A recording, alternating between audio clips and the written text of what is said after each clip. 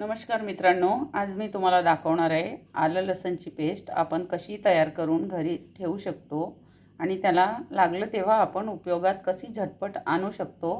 चला तर मग आता आपण रेसिपीला सुरुवात करूया। हे 1 पाव लसण आहे, म्हणजे 250 ग्राम आहे।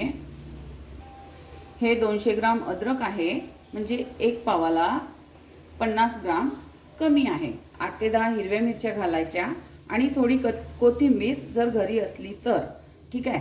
आता मी हा लसण मी पूर्ण सोलून घेतलेला आहे आणि लसण सोलताना हे समोरची जी टोक असते ते चाकूनी वगैरे काढून टाकायची, ती पेस्ट मध्ये घालायची नाही। आता मी हे अद्रक छान असे तुकडे करून आता मी याची पेस्ट करून दाखवणार आहे। बघा, मी अद्रकचे असे छोटे छोटे काप करून घेतलेले आहे। हे लसण आणि ह्या 7-8 अशा मिरच्या त्याचे तुकडे करून घेतले आहे आणि ही कोथिंबीर। कसं आहे ना, कधी घरी पाहुणे वगैरे आले की आपला पेस्ट तयार असला की आपण पटकन भाजी पोळी किंवा कुठलंही काही बनवायचं असलं ज्याच्यामध्ये आपण पेस्ट घालतो, तेव्हा हे पटकन झटकन असं आपलं काम होऊन जाणार, म्हणून हा पेस्ट करून ठेवणे पण खूप गरजेचे आहे। हे बघा, मी पेस्ट आता छान अशी मिक्सरमधून वाटून घेतलेली आहे। अगदी थोडं 1 घोट असं पाणी घातलेलं होतं। असा आपला पेस्ट रेडी असला ना की हा कधीही आपल्याला उपयोगात येतो। हा छान असा आपल्याला 10 दिवस म्हणा किंवा 15 दिवस म्हणा आरामात चालतो। अर्धा चमचा जरी घातला तरी आरामात चालतो हा पेस्ट। तर तुम्ही पण असा रेडी करून ठेवा आणि उपयोगात आणा आणि आपला वेळ वाचवा।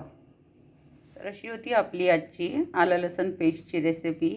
मी याच्यामध्ये हिरव्या मिरच्या आणि कोथिंबीर घातली आहे। तुम्हाला हवं असेल तर तुम्ही घालू शकता किंवा तुम्हाला नाही आवडत असेल तर तुम्ही नका घालू, पण मी जेव्हाही पेस्ट बनवते तर मी घालते। आणि आपण याला हवाबंद डब्यामध्ये असं फ्रीजमध्ये ठेवू शकतो, साठवून ठेवू शकतो।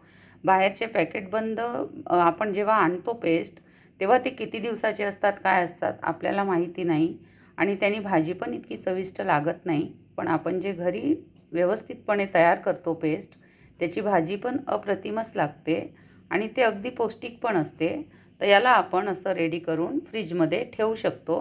तर माझ्या चॅनलवर नवीन आहात तर माझ्या चॅनलला सबस्क्राईब करा, लाईक करा, शेअर करा, कमेंट करा। आपलं खूप खूप धन्यवाद।